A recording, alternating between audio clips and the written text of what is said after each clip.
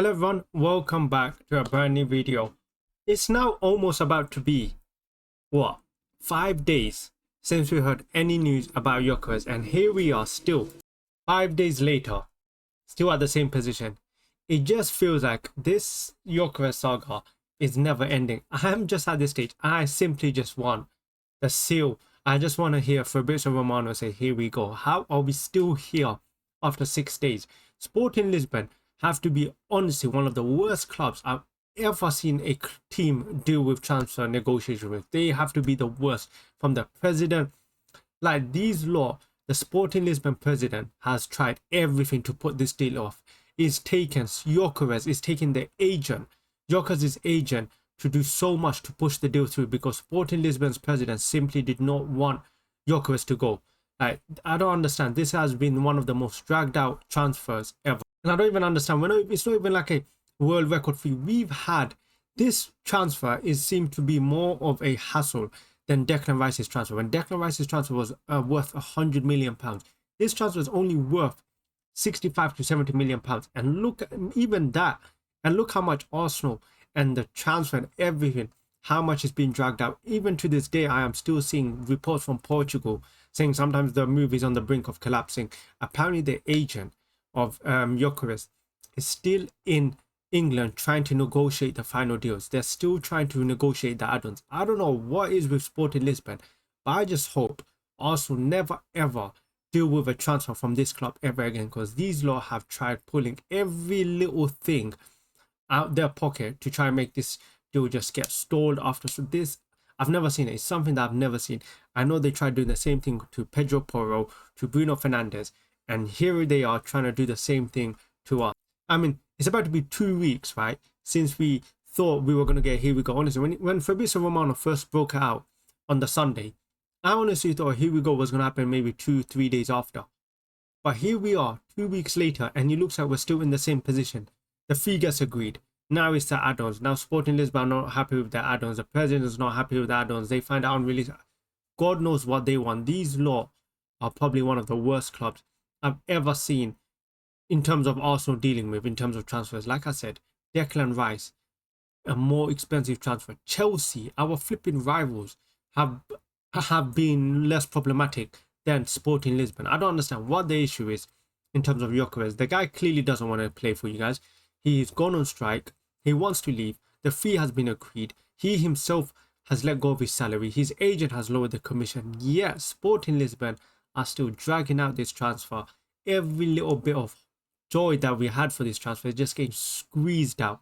Now, I've never seen a transfer this dragged out for a signing that's worth less than £100 million.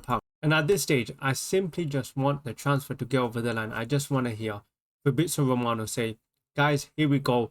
Arsenal have agreed to sign Gyokeres. Is that too much to ask for?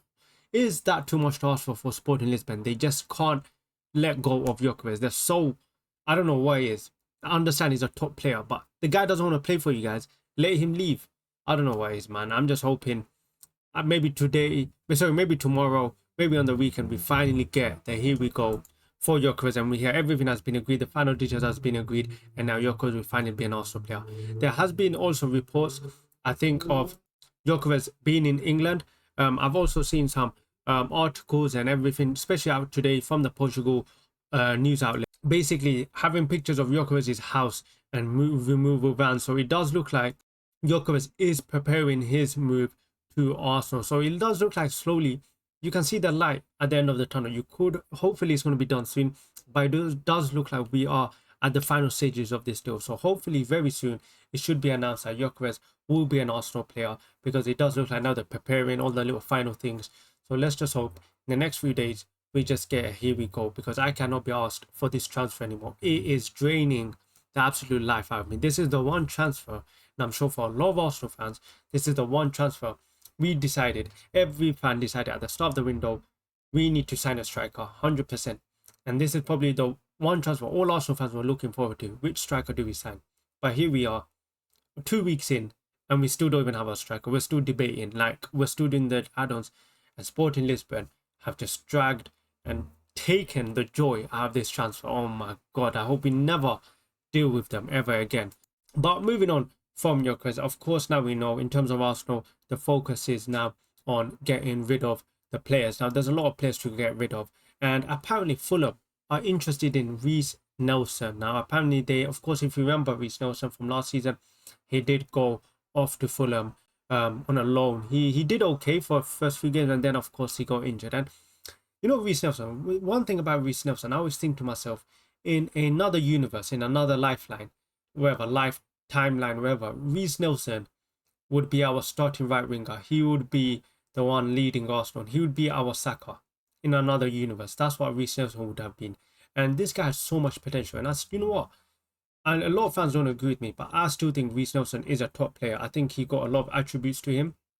The only thing about Reece Nelson that unfortunately has held him back from reaching his potential is his injuries. Reece Nelson is a top player, and I'm quite confident that wherever he goes, he will do well. And he's a top player. But the only thing, like I said, that's been affecting him and been holding him back is his injuries. Every time he seems to get some good, like he builds some good momentum, he's on some decent type of form, injuries. And that's what happened with him at Fulham. That's what happened with him at Arsenal. If you remember his iconic goal against Bournemouth, when he came on, he played a few games, and then of course the injuries. And even I think Arteta himself, I think there were some games I think Reece Nelson deserved to come on. He was fit on the bench, and I think he deserved to come on. This guy's an Arsenal fan. He's come to the Arsenal academy, and I think there were some moments where we really could have utilized him more. I think he deserved a few more minutes, because I don't think he's a bad player. Honestly, I think when you look at the wingers on the market, I am telling you now, it might sound delusional, but I am telling you now, Reece Nelson is on the level of some of these British wingers, the likes of Jadon Sancho, the likes of Noni Madueke. He's on the level of these players. The only issue is he's not been able to platform himself. He's not been able to give him that platform where he can showcase his skills. But he's a top player, and I hope wherever he goes, he does succeed. But it does look like, unfortunately, at Arsenal, his time has run out. A combination of both. A combination of injuries, him when he does get his chance, sometimes not taking it. And unfortunately, it does look like slowly. Fortunately, that story has come to an end with Reece Nelson at Arsenal. Very sad to see, because this guy, like I said, he's come to the academy. And if you watch interviews, this guy was here. Reece Nelson was here from Arsene Wenger time. Now, I'm pretty sure when he did break through the scene, everyone was saying this is going to be the new star player. But unfortunately, it just didn't work out. And that's what football is.